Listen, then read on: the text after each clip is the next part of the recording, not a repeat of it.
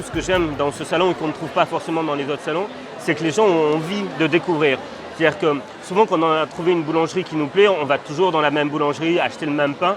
Et à Nancy, ce que j'adore, c'est que les habitants de la ville, on sent qu'ils veulent essayer plein de pain dans plein de nouvelles boulangeries. Une fois que les enfants sont à l'école et puis pour cette année à la fac, je m'occupe de moi.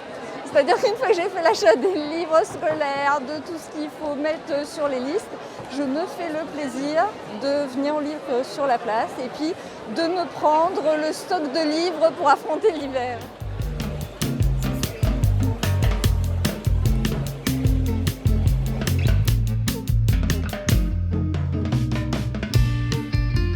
Les gens qui viennent sont des vrais lecteurs, sont des passionnés par la littérature, c'est pas simplement une présence, il y a vraiment des échanges, des débats. Tous les auteurs disent oui pour le Salon du Livre de Nancy parce qu'on sait qu'il va y avoir des débats de qualité et des rencontres passionnantes. Pour moi, cette rentrée littéraire, c'est la fin de l'été et le début de l'automne. J'adore cet événement parce qu'on est à la rencontre de plein d'auteurs, des découvertes, on peut échanger avec eux et c'est vraiment génial. On a de la chance d'avoir cette manifestation à Nancy gratuite, avec des interventions de qualité. Hier, je suis allée à une intervention qui était traduite en langue des signes. Et magie, on dit comme ça, magie. Alors voilà, le livre sur la place, les albums, les livres, les histoires. C'est magique. Franchement, c'est nous qui recevons, c'est nous qui recevons. C'est un plaisir extraordinaire et ils nous envoient une image de notre travail, ils donnent de la chair à ce qu'on fait. Ça me fait un bien fou de rencontrer les lecteurs parce que tout d'un coup, il y a un échange très direct et très concret autour des histoires que j'illustre. Et ça donne du sens, en fait, tout simplement à ce que je fais.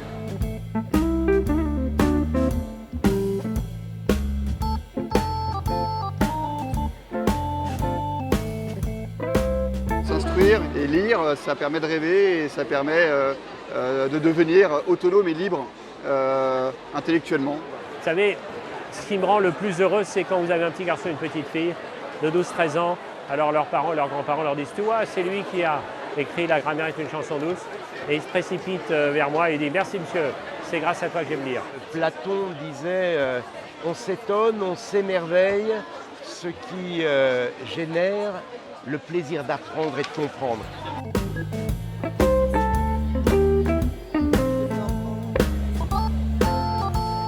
On se rend compte en fait à quel point un livre parfois peut être présent dans une famille ou important dans une vie.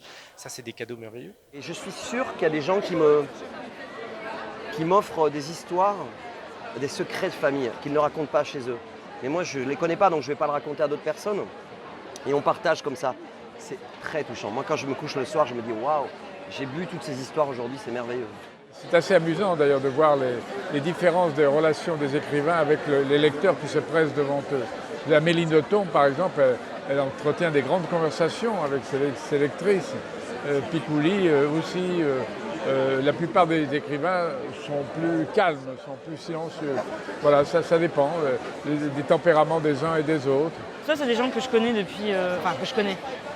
On se connaît d'une certaine manière, de manière totalement différée depuis des années. Soit c'est des gens qui arrivent parce qu'ils ont regardé la grande librairie, parce qu'ils ont vu un article, qu'ils ont entendu à la radio et qui font totalement confiance à ce qu'ils ont entendu. Donc, dans les deux cas, il y a une sorte de lien de confiance et de lien presque amical sans se voir.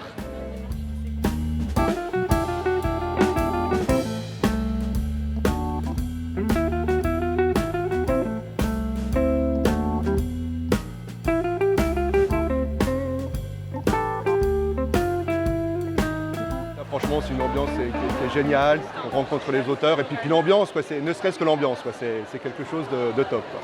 Moi, pour nous, on le arrêterait pour rien au monde. C'est sûrement le seul salon, comme ça, à voir à la fois qui garde un côté, avec notamment évidemment l'Académie Goncourt, extrêmement classique et un peu solennel, et puis d'un autre côté, évidemment, un grand salon populaire. C'est la politique du livre la plus aboutie dans une ville. Parce que c'est pas qu'une fête et un salon, c'est quelque chose qui ruisselle dans l'ensemble des quartiers, dans l'ensemble des communes autour, et qui fonctionne sur toute une année. Tous les bons atouts sont là. La ville est magnifique, les gens sont très sympas. C'est en septembre, il y a un merveilleux temps. Vraiment, 20 sur 20 sur tous les postes. Ma maison d'édition m'a dit il faut aller à Nancy. Dire non, c'est 1 an déjà, je suis fatigué. Non, ça vaut le coup. Et ils ont raison.